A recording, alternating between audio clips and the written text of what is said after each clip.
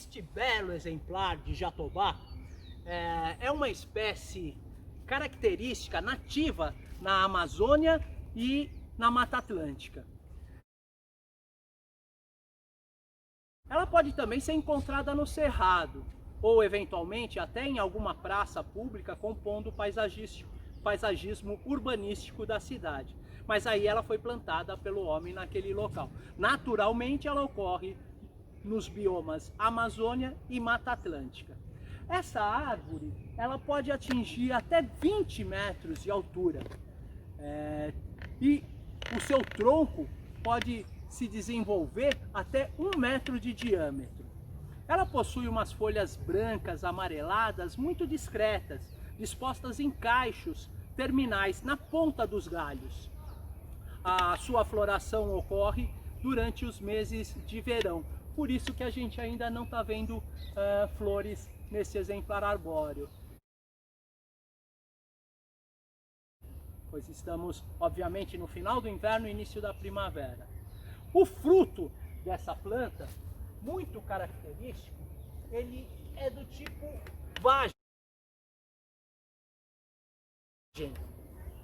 Tem mais ou menos esse tamanho, acilindrado. Eu encontrei um aqui, embora não seja a época de frutificação, a frutificação se dá na primavera, mas eu encontrei um pequenininho aqui só para mostrar para vocês. Então ele tem uma casca muito dura, a gente diz que é uma casca lenhosa, e no seu interior a gente encontra essa farinha, esse pó, denominado por nós botânicos de arilo. O arilo ele envolve de 2 a 4 sementes do jatobá. Essa massa farinácea é muito apreciada por diversos animais, inclusive pelo homem também. Todavia, ela possui um cheiro característico, um odor muito forte, então não é todo mundo que aprecia a utilização dessa planta como alimento. É muito comum nas escolas pelo interior do Brasil, as merendeiras adicionarem esse arilo à merenda escolar das crianças em fase de crescimento, porque esse arilo também é muito rico em ferro e dessa forma combate a anemia, muito comum também, né, nas crianças nessa faixa etária. A dispersão do fruto do jatobá geralmente é feita por morcegos, olha que curiosidade, mas também pode ser realizada por esquilinhos, serelepes, por aves maiores como tucanos, enfim, por diversos animais. O jatobá ele pode ser utilizado como um indicador ambiental, ou seja, quando a gente adentra a uma mata qualquer e o leigo tem muita dificuldade em saber se a mata está mais ou está menos preservada. Uma indicação se a mata está mais preservada é a presença dessa espécie de jatobá, uma espécie que é característica dessas matas primárias ou secundárias em estágios médio a avançado de regeneração. Além disso, diversos estudos realizados com essa espécie demonstraram ser uma espécie de muita utilidade para recuperação de áreas degradadas, por exemplo. Áreas que têm o solo contaminado por metal pesado, essa espécie pode ser utilizada como um fitorremediador, ou seja, ela consegue absorver esse metal pesado presente no solo e acumulá-lo em suas raízes sem causar prejuízos à planta. Dessa maneira, esse metal pesado não chega até as partes aéreas da planta, como folhas, frutos, flores, onde poderia causar afetar de alguma maneira a sobrevivência da espécie. Também em estudos realizados em laboratório, verificou-se que esta planta tem uma grande capacidade de sequestro de carbono. Nossa, toda vez que eu ouço essa palavra, sequestro de carbono, já ouviram? Está muito comum por aí, né? Na mídia, em todo lugar a gente ouve. Toda vez que eu ouço essa história, eu penso numa criança pegando um saquinho de supermercado, enchendo esse saquinho de ar, sacando a sua pistolinha de água e mirando, dizendo: carbono, você está sequestrado. Não é bem isso. O sequestro de carbono é um processo através do qual as plantas retiram o gás carbônico da atmosfera e transformam esse carbono em biomassa, ou seja, em folha, em flores, em frutos, em troncos, em galhos, tá certo? Então ela é muito utilizada em projetos de reflorestamento, em projetos de restauração ecológica. É uma planta bastante indicada por essas características que são essenciais para a gente recuperar o nosso ambiente tão maltratado.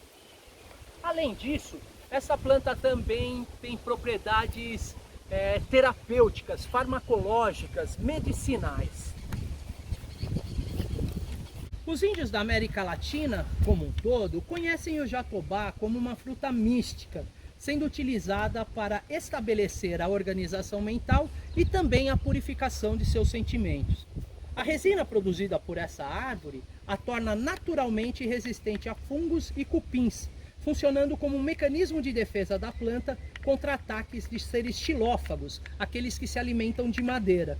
E por isso ela é utilizada como um verniz vegetal. Além disso, os estudos comprovam também uma atividade microbiana da resina do jatobá. Essa resina pode também ser mastigada como um chiclete para aliviar as dores de estômago e também combater a flatulência. Ou ainda ser queimada para fazer inalação no caso de resfriados e dores de cabeça.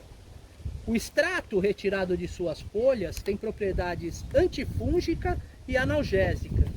A farinha produzida, como já foi dito, é rica em ferro e é recomendada para pessoas com anemia crônica.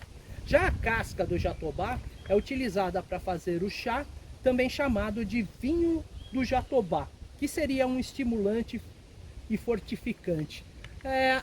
A tal da garrafada, né?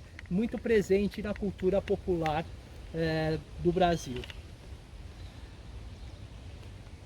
Do fruto também pode-se fazer um chá indicado como anti-inflamatório da garganta, ou para quem sofre de bronquite, dores de estômago, dores nas costas, sinusite, contusão muscular, vermes, diarreia. Nossa, essa planta realmente é muito importante para nós. A árvore também tem grande importância econômica, pois fornece madeira muito resistente e densa, uma madeira pesada, que pode ser utilizada na construção civil como vigas, caibros, ripas para acabamentos internos, como portas, tacos, tábuas para assoalho, ou ainda na confecção de artigos para esporte, cabos de ferramenta, peças torneadas, esquadrarias, móveis, bastante utilizada como recurso madeireiro. O jatobá, por ser uma das 10 espécies consideradas como madeira de lei, se encontra frequentemente em risco de extinção. Então é muito importante que a gente conserve essa espécie, mesmo ela não sendo ameaçada no estado de São Paulo. Em outras regiões ela pode até ser incluída na lista de ameaçadas, mas aqui no estado de São Paulo ainda não foi avaliada a categoria em que ela seria enquadrada. Como a gente falou ao longo do tempo todo de plantas ameaçadas, essa, apesar de não ser ameaçada pela sua importância ecológica, econômica, ela deve ser considerada como uma espécie-chave nos projetos de restauração ecológica.